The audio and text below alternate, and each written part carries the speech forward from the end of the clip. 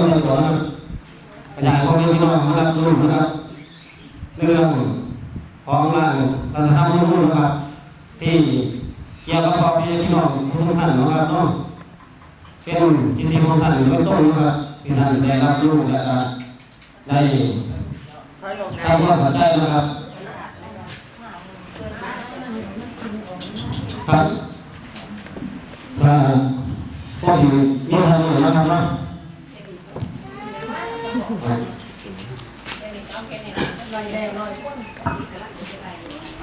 เอาแล้วเลยเราทอดเป็นอะไรว่าถ้าไปได้โก้งไหมผมก็ใครว่าเพื่อนๆก็มานะครับเนาะเกี่ยวกับการทำนู่นนะครับคุณพ่อทางชีวิตเนี่ยคือส่วนที่หนึ่งนะครับเรื่องทางด้านที่ประชาชนและสังคมที่จะได้รับจากร่างรัฐธรรมนูญนะครับหนึ่งประชาชนทุกท่านทุกคนนะครับได้รับความคุ้มครองสิทธิและเสรีภาพตั้งแต่ในท้องแม่จนแก่เฒ่านะครับประเด็นสำคัญที่คุ้มครองเช่นมารดาได้รับความคุ้มครองในช่วงระหว่างก่อนและหลังกอดบุตรเสียงไปหน่อยสองเด็กได้รับความดูแลและพัฒนาอย่างเป็นระบบและได้มาตรฐานก่อนเข้าเรียนอนุบาลด้วยไม่ได้เสียค่าใช้จ่ายและให้การเรียนตั้งแต่อนุบาลหนึ่งเดือนไปจนการศึกษาภาคบังคับม.3 เป็นเวลา12 ปีอย่างมีคุณภาพด้วยไม่ได้เก็บค่าใช้จ่าย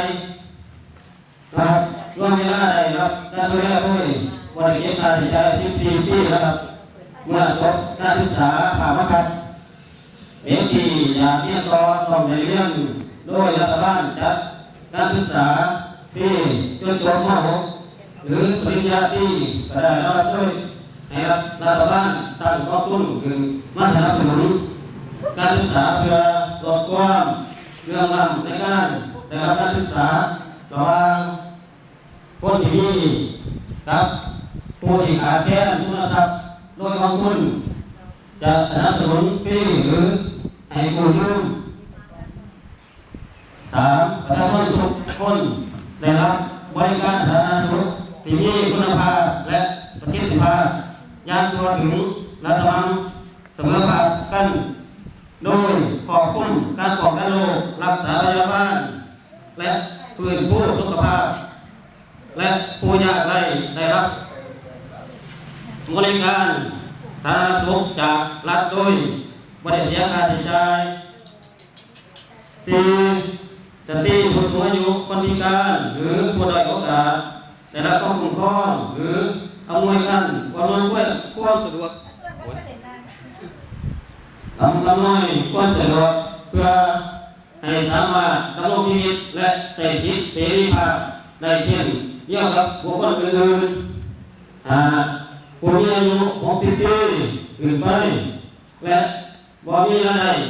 พ่อเลี้ยงที่มีสิทธิ์ได้รับความช่วยเหลือที่เหมาะสมกับจากรัฐบาลจัดให้ประชาชนได้รับความยุติธรรมโดยบ่ล่าช้าจากปฏิรูปตำรวจหรือ